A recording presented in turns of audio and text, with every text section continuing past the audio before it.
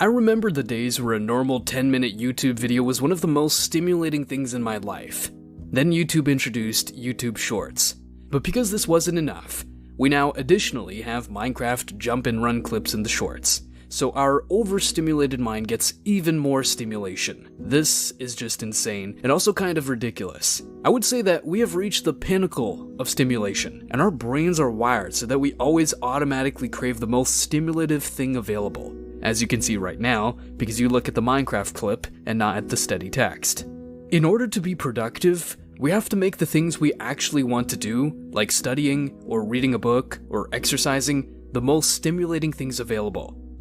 Our brain loves novelty, but thanks to the internet, there is infinite novelty, infinite YouTube videos, infinite short videos.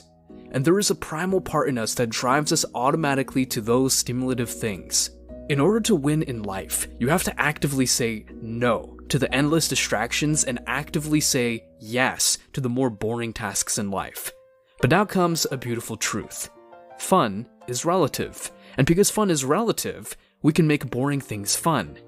I've experienced this myself when I made a radical cut regarding social media and all sorts of shallow entertainment.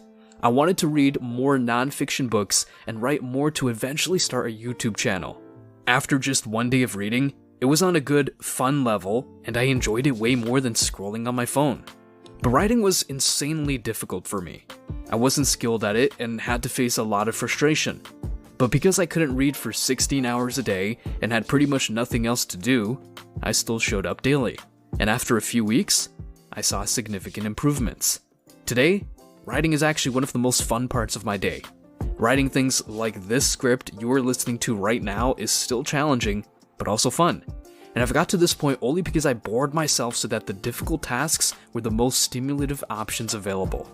Lowering your stimulation baseline and training your mind with boredom is one of the best paths to thrive in the 21st century.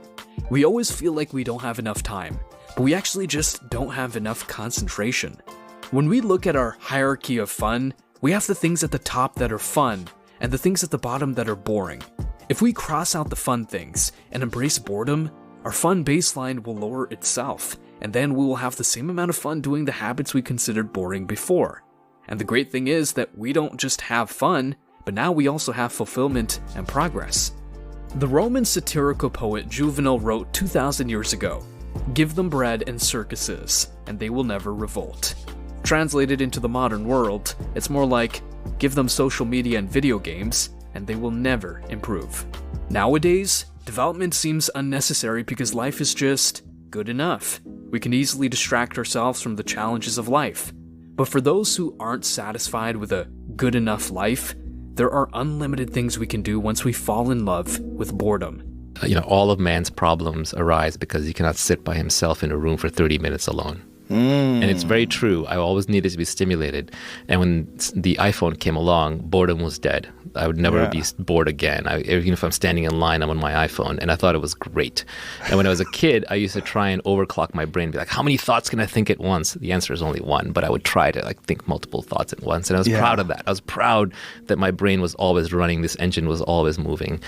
And it's a disease. It's actually the road to misery. And now that I'm older, I realize you actually want to, again, rest your mind. You want to learn how to settle into your mind. And now, I look forward to solitary confinement. You leave me alone for a day, it'll be like the happiest day I've had in a while. And that is a superpower that I think everybody can attain. I agree. Boredom is a superpower, and everybody can attain it. So you can too. Your next action step is to make your hierarchy of fun list right now and rank your current habits depending on how stimulating they are.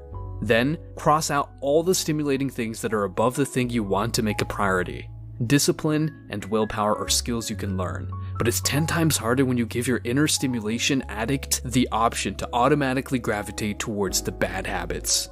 I hope this video helped you.